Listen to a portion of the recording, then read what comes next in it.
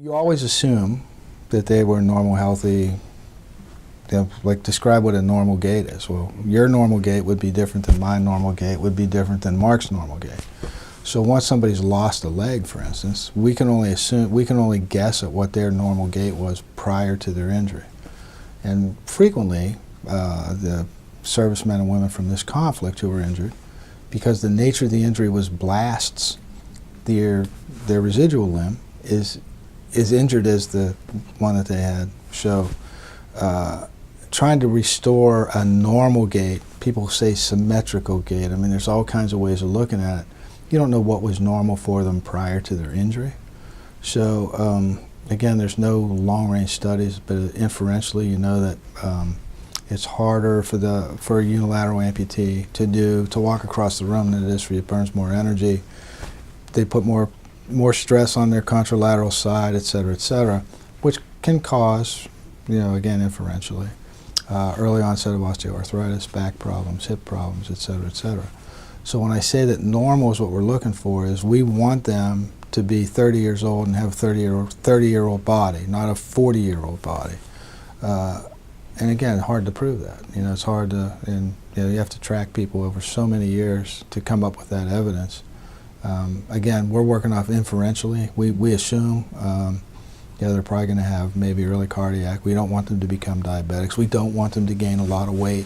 We want them to have normal, active lives like they would have if they hadn't gotten hurt. And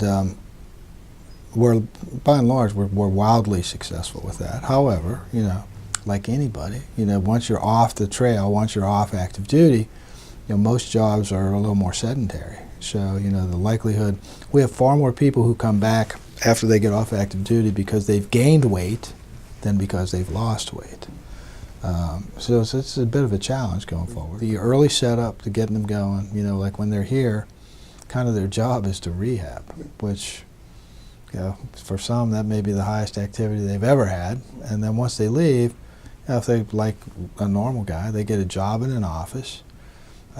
They walk to and from their car. They might walk to lunch. And they go home at night and they do whatever they do, watch TV, sports, whatever.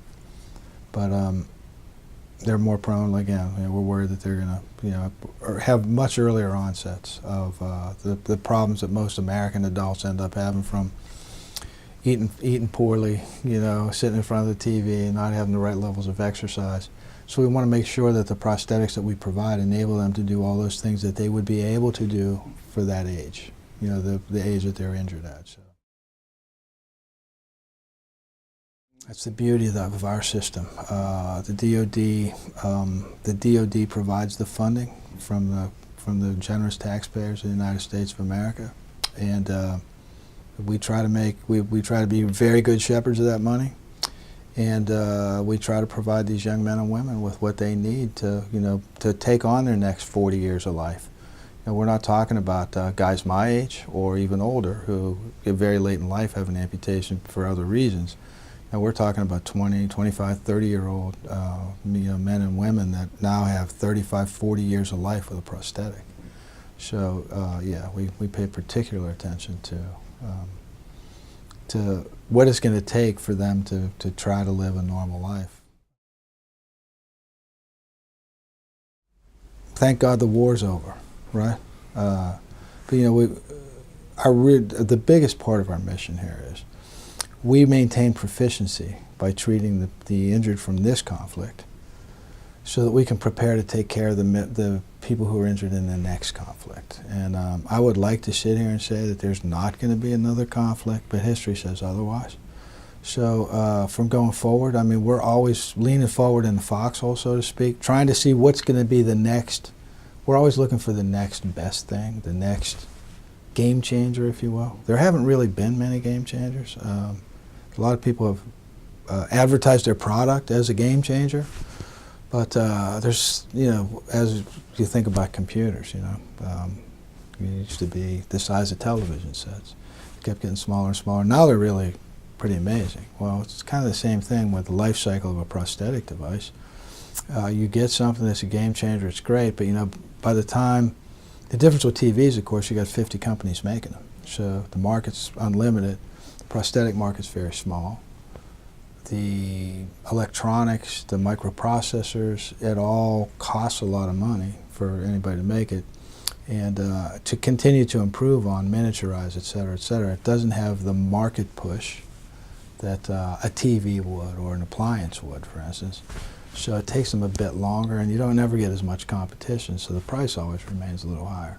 But they're also, again, looking down, like, how can we do this even better? So, but nothing ever gets cheaper. So that'll be a challenge, you know, as with the war going away and the budget's bound to shrink. You know, defense budgets historically shrink when we go back to peacetime, and we'll be affected by that. But we've made plans to try to work our way around you know, those obstacles. Again, we, thank God, won't be having 220 or 230 injured amputees in the hospital for, you know, at any one time like we did during the height of the conflict. So that in and of itself lowers the amount of money that we require. And you know, with the lessons we've learned and the things we continue to do, you know, we've gotten a lot smarter. We make things quicker, we make things better, and we do make things cheaper in many ways. So the long range thing, you know, like buying the componentry, the commercially available stuff, you know, it's at the market's whim. So, you know, you have to pay for what you have to pay for. But we don't have the huge numbers that we used to have. I mean, wish we would have been able to do it without the conflict. But, you know, I guess the unintended good benefit of the conflict is you do get a lot of medical advances from having it. So.